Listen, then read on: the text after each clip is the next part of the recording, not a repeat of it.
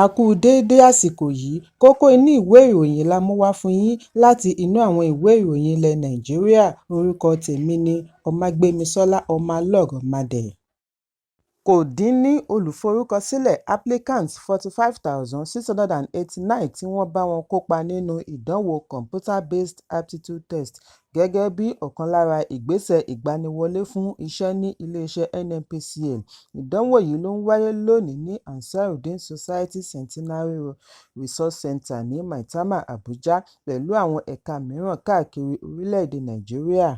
Tí ó ṣe ìpele kejì ìgbésẹ̀ ìgbaniwọlé tí ó ti bẹ̀rẹ̀ láti ìbẹ̀rẹ̀ ọdún yìí. Bí a kò bá gbàgbé wípé ọjọ́ 25 oṣù kẹjọ ọdún 2024 ni iléeṣẹ́ yìí kéde ààyè tí ó ṣí sílẹ̀ fún iṣẹ́ ní iléeṣẹ́. Agbẹnusọ iléeṣẹ́ NNPCL Olúfẹ́mi Babáfẹ́mi sọ nínú àtẹ̀jáde wípé ìgbanisíṣẹ́ yìí wà fún oríṣiríṣi ipò ààyè tí ó ṣí sílẹ̀ káàkiri ẹ̀ka iléeṣẹ́. Kí ẹni bá nífẹ̀ẹ́ sí fi èròǹgbà rẹ̀ hàn lórí ìlà òpó ẹ̀rọ ayélujára.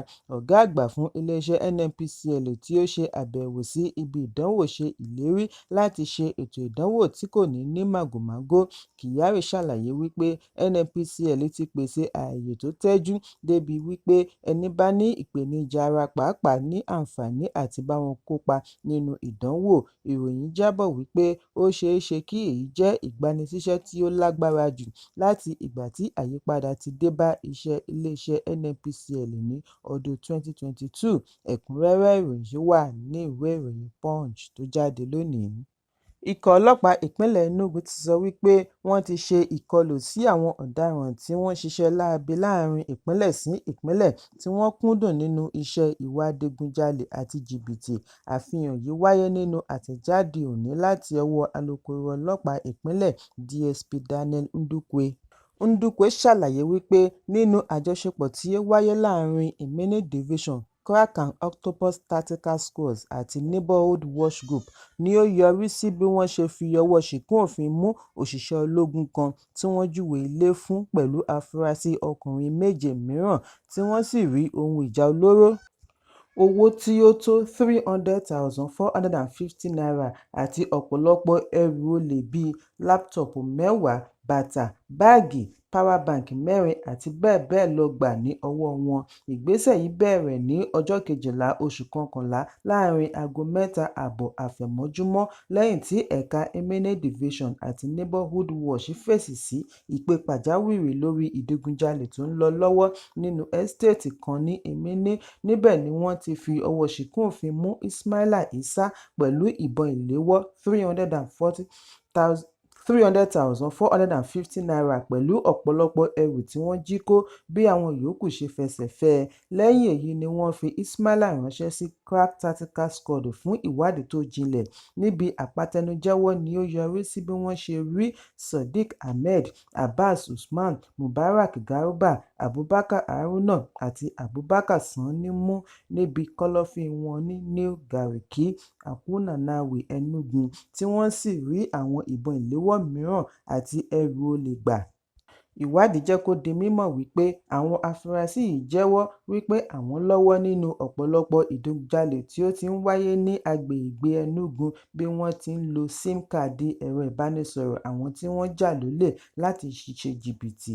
Sodiq Ahmed jẹ́wọ́ wípé òun lo àǹfààní ìrírí rẹ̀ lẹ́nu iṣẹ́ ológun fi mórí bọ́ ní checkpoint àwọn ọlọ́pàá bí wọ́n bá ti ń kó ẹrù tí wọ́n jí lọ ìpínlẹ̀ mìíràn fún títà.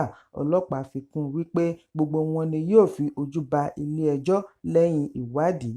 Ẹ̀kúnrẹ́rẹ́ ìròyìn wà ní ìwé ìròyìn Punch tó jáde lónìí. Lẹ́yìn àfihàn wípé wọ́n tún ti ṣe àwárí àrùn COVID-19 ní orílẹ̀-èdè 29 káàkiri àgbáyé, ìjọba àpapọ̀ ti darí gbogbo àwọn adarí ilé-ìwòsàn àti àwọn adarí ilé-ìwòsàn ìkọ́ṣẹ́mọṣẹ́ ìṣègùn òyìnbó kí wọ́n tètè bẹ̀rẹ̀ sí fọ́n rere ìtanijí rẹ̀ ní gbogbo ilé-ìwòsàn láti wà lójúlá kànfin ṣọ́rí fún àpẹẹrẹ COVID-like symptoms.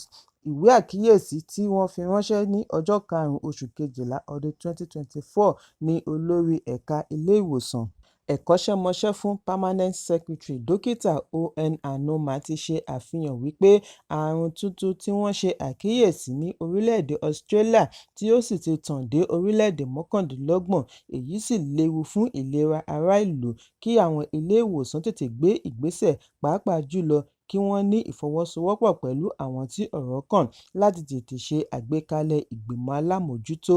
Ẹ̀kúnrẹ́rẹ́ ìròyìn wà nínú ìwé ìròyìn Vanguard tó jáde lónìí. Lónìí ni àjọ ajàfẹ́tọ̀ọ́ ọmọnìyàn Human Rights and Social Justice Organization National Association of Sea Dogs (NAS) pín oúnjẹ ọ̀fẹ́ fún àwọn aláìlágbára ọmọdé tí iye wọn tó 450 ní Jàtú, ìjọba ìbílẹ̀ Ẹ́sàkọ̀, ìpínlẹ̀ Edo. Iléeṣẹ́ ìròyìn News Agency of Nigeria (NAN) jábọ̀ wípé àwọn ẹgbẹ́ tí wọ́n mọ̀ sí Pirates Confraternity tí akàwé gboyè ọ̀jọ̀gbọ́n Wọlé Ṣóyínká àti àwọn 6 mìíràn dá sílẹ̀ ní ọdún 1952 láti fi ṣe àtìlẹ́yìn fún ètò ìdájọ́ lórílẹ̀-èdè. Ayẹyẹ tí wọ́n pe àkọlé rẹ̀ ní Feeding of 450 Street Kids a Day ní Hybrid Deck láti ẹ̀ka Edo ṣe àgbékalẹ̀ pẹ̀lú àjọṣepọ̀ Atlantis Tech, ẹ̀ka Atlanta, Georgia ní USA. Níbi ètò yìí ni Capone Hybrid Deck Ọ̀gbẹ́ni Christopher Ikpowonza ti ní àjọ yìí yóò pèsè oúnjẹ ẹ̀ẹ̀mẹta lójúmọ́ fún àwọn ògo wẹẹrẹ. Èròǹgbà wọn ni láti dẹ́rìn pẹ̀kẹ́ àwọn tó kù díẹ̀ káàtó láwùjọ, pàápàá jùlọ àwọn ọmọdé. Wọ́n wá rọ ará ìlú kí wọ́n nawọ́ ìrànlọ́wọ́ sí àwọn tí ó bá kù díẹ̀ káàtó lágbègbè wọn. Bákan náà ni alámòójútó ètò Hybrid Deck Dókítà Idris Haruna náà sọ wípé ìgbésẹ̀ yìí wáyé láti fi ṣe àdínkù sí ìṣẹ́ tí àtúpalẹ̀ ọrọ̀ ajé dá sílẹ̀ lórílẹ̀-èdè.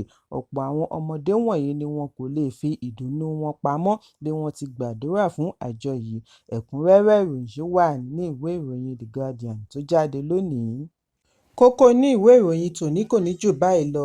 Ẹ pàdé mi ní ọjọ́ Ajé Monday fún àkọ́tún ìròyìn. Kí a tó lọ, ẹ má ṣaláì fi àkíyèsí yín ránṣẹ́ kí ẹ sì bá wa subscribe sójúnà wa lórí YouTube kí Kókó ní ìwé ìròyìn lè máa tẹ̀ yín lọ́wọ́ ní kíákíá.